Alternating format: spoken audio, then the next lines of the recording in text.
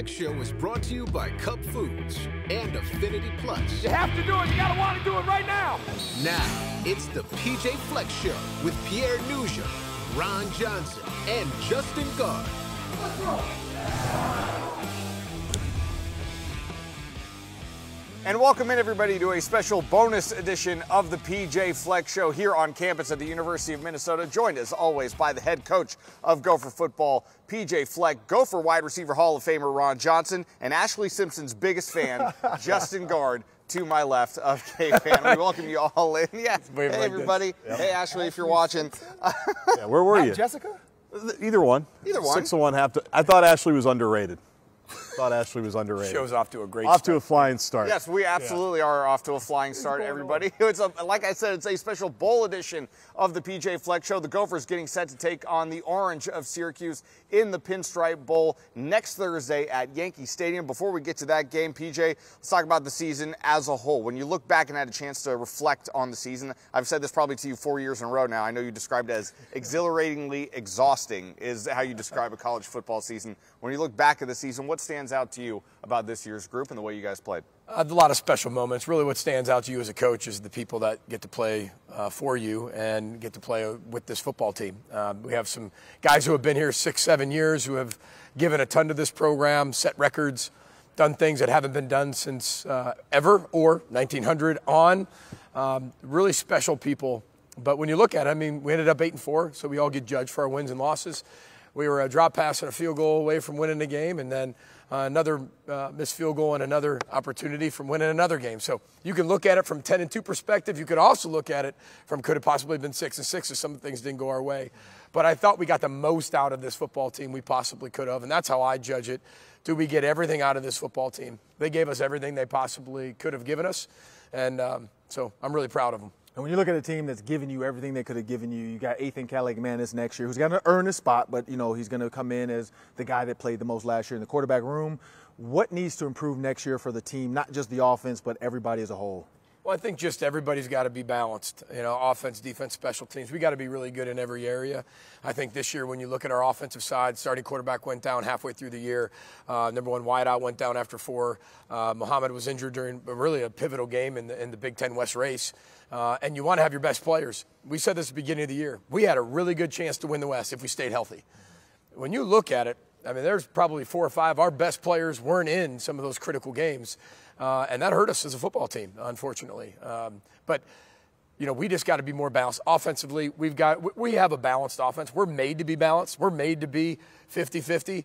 However, when you got an All-American tailback, you got some injuries at the wide receiver position, you're going to run the ball an awful lot. But we have the capability of having 2 first-team All-Big Ten wide receivers ever. Never happened in the Big Ten back in 2019. So we have the ability to be incredibly balanced. We got to get back to that type of football, and I know next year that's what we're working towards. You mentioned the injury to Tanner, well, multiple injuries, and I know that no one from Syracuse is watching this. Dino Babers is not watching this. How's Tanner doing? Is there a possibility that he'll play a little bit in New York when we get there next definitely week? A possibility. He's doing great. He's been at practicing. Seems like the old Tanner, so definitely a possibility.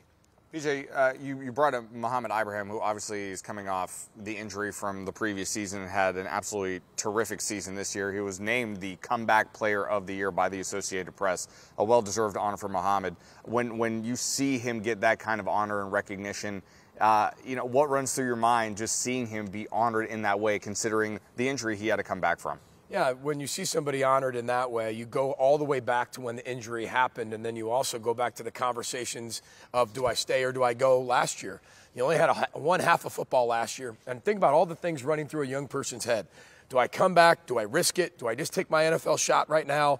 I'm as good as maybe I'll be. Maybe I should just, if I'm going to get hurt, I might as well get hurt in the NFL. But what if I come back? What could happen? I think when you look at why he came back for all the right reasons, for his teammates, never talked about records. And now he has an opportunity 60 yards away from being the all-time leading rusher in the history of the school, which says an awful lot because we've had a tremendous tradition of running backs here at the University of Minnesota. Just says so much about him. And then it sets the precedent that, listen, injuries are part of our game. I mean, it's not if but when. And then how you recover from that, how do you attack that mentally, physically, emotionally? I mean, he's the glaring example of how to do it. When you look at the Gopher offensive linemen in the past, Ben Hamilton, Greg Esslinger, like the Outland Trophy, All-Americans, and now you have John Michael Schmidt, who a lot of people, and I said at the beginning of the year, was the #1 lineman in the country, and now he proved it, he showed it on the field. But now that it's actually come to fruition, all the stuff that happened, what does that mean to a team to see it happen? Because when you see him on double teams, you see him having conversations with the guards. Like, he's one of the best communicators as well that you'll see in college football. Well, I think just this class in general that's going to be leaving us has set a new precedent, a new standard to go for football. I mean, you're talking about all the things that maybe we haven't had in a long time have happened over the last 6 years, a lot of things respectively. It shows that you can come to the University of Minnesota, be in the Final Three of the Remington every year if we need to. I mean, we just signed, I think, 5 offensive linemen, and they're all really good. I mean, we can continue to do that. Look at what Rashad Bateman and Tyler Johnson did for the wide receiver position. Look at Mohamed Ibrahim, what he's doing, and Rodney Smith did for the running back position. We're showing that you don't have to just go to the Ohio States and the Michigans. I mean, you can come here. You can have all of that. And it's starting to become the new standard of what we're talking about. And we haven't had a quarterback drafted since 1972. Think about how hard that is to recruit into. Yeah. And now we have one that's really, really talented. The future's so bright at that position. And like I said, this is what we're talking about, cultural sustainability, changing the perception, changing the brand, and getting us back to what everybody can be really proud of across the board, especially our recruits as we keep going forward and our alumni base. And on the recruits, how much did the last few weeks with Ethan at quarterback, maybe a guy who could be drafted, and how the offense looked, how do you think that helped you maybe in the transfer portal with some wide receivers as you looked at the offense from this year, took it out to the market, so to speak, and said, who wants to come here? Yeah, well, I think that, Ethan's done a really good job of stepping into a pretty difficult situation as a freshman and performing at a high level. But that doesn't promise you anything. You've got to go back out there and keep earning it. And that's what I love about Ethan. Every day he goes out there and earns it. Cole Kramer's had tons of development. But I'd be lying to you said that wasn't part of the recruiting process of look at our quarterbacks. We have a ton of experience. I mean, look what these guys can do. And that helped us when we were recruiting a lot of these wide receivers to come in here, whether it's through the transfer portal or through the high school development stage. On the defensive side of the ball, you guys have been awfully, awfully consistent, not just this season, but in many seasons leading up to this point. How vital was that consistency this year in order to keep you guys and help you guys win games week in and week out? And what impressed you the most, perhaps, about this unit this year? Well, I think there was the consistency. I think if you look back to however many games in a row that we help opponents under 10 points, it gives you the best chance to win. And especially when you are, you've got some of your best players down on offense. People know what you're going to do. I think that's what also is what we're pretty good at. People know what we're going to do, and we can still do it effectively. And our defense gave us the opportunity, be top 5 in time of possession again, be able to control a game when we needed to, not freak out when you have a 10 to 12-minute drive and not be worried about having to score 40 points. Our defense complements our offense so well, especially this year. That doesn't mean it can't complement you in a different way. Like next year, I'd like to score way more points. I'd like to be able to have a lot more playmakers and still stop people like we did at the beginning of the year. I think you go back to the first 4 or 5 games of the year, including the Michigan State game, I think you saw what we were going to become. Went through some injuries right in the middle. That was unfortunate. And again, weren't able to pull out some close games. But I think that we kind of rallied the troops and were able to finish really strong after, losing 3 in a row, right back to back in the middle of the year. But the defense was the glue to hold this whole thing together. And when you look at the extension, you signed another extension. So, long-term coaching is important for a lot of programs. Recruiting, that's a big deal when you look at coaches that left this year and a lot of their recruits jumped ship and either went with them or went somewhere else. How important was that for you to show Minnesota you do want to be here long-term? Well, I think it's incredibly important. I'm not going to say it's the most popular thing all the time. I think we're kind of in an instant gratification, just change, keep changing it until it works. This is not just an NFL model. This is college athletics, and I know that we're doing a lot of things that make it semi-pro ball a little bit, but it's still college athletics. And I think when you look at the teams around us that have had a ton of success, I said this day one I got here, the cultural sustainability is going to be key for the University of Minnesota to be able to have recruiting days like today. And not only that, 6 more years down the road, keep having things like this about keeping Minnesota kids in the state of Minnesota, having phenomenal recruits give up, other brands to come to the University of Minnesota because they know exactly what they're getting. They see it on TV. They can relate to it. It doesn't change all the time.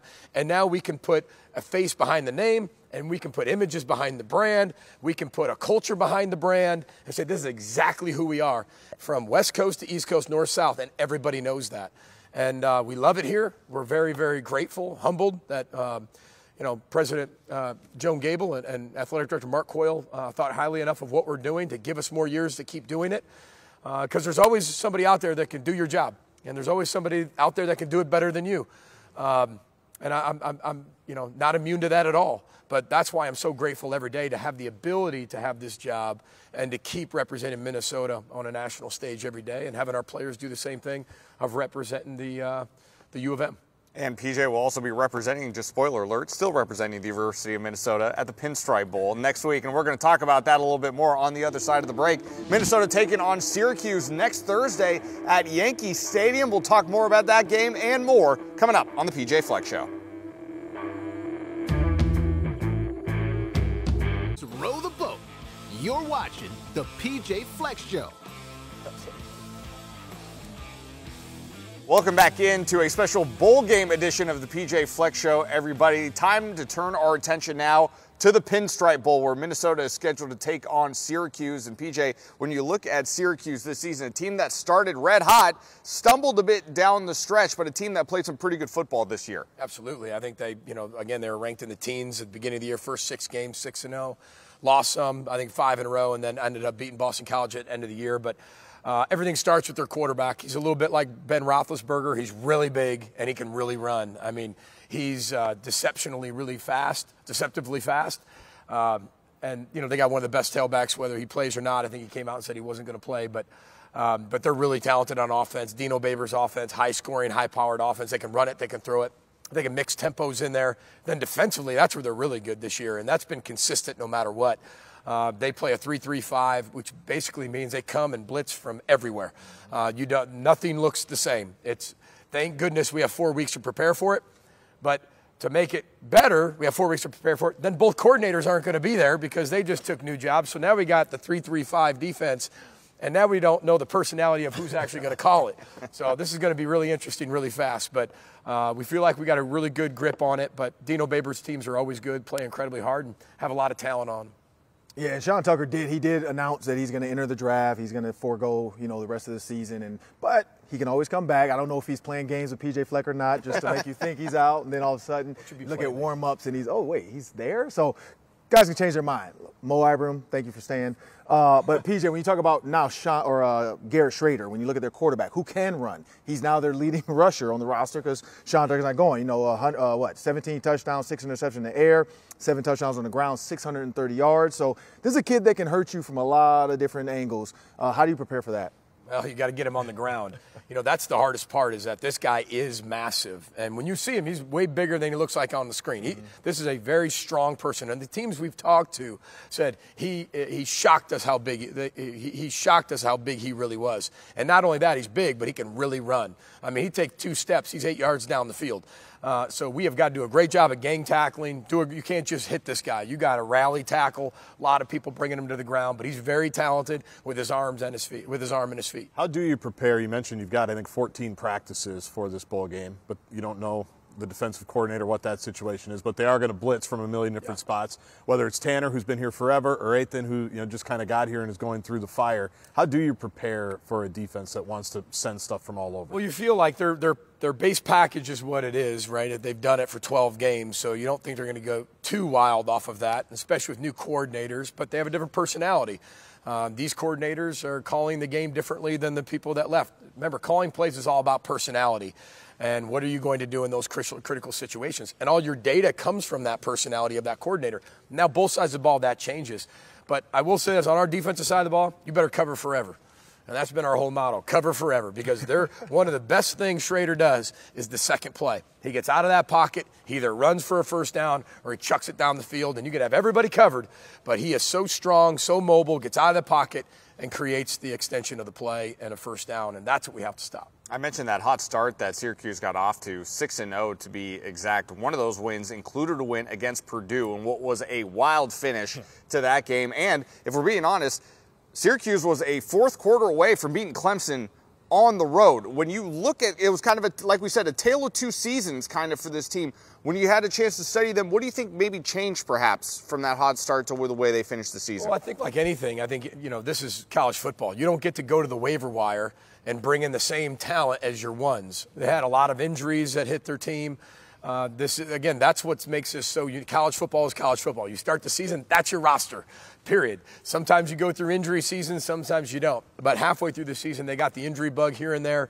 And then as they got, they had some guys transfer as well.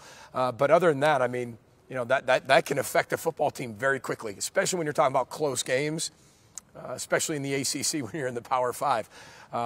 Your best players are your best players for a reason. And I think that was the biggest difference. And they lost some close ones. Sure. You talked about the Clemson game, but there's 2 or 3 others that they lost by one possession that they could have won as well. But this could be a 10-2 football team. Yeah, absolutely so. And we're going to talk a little bit more with PJ on the other side of the break when we come back. Hey, in case you didn't know, PJ Fleck and the Gophers are perfect in bowl games under PJ's tenure. We'll talk about why perhaps that is and why this team has been so good when bowl season rolls around. That and more on the PJ Fleck Show.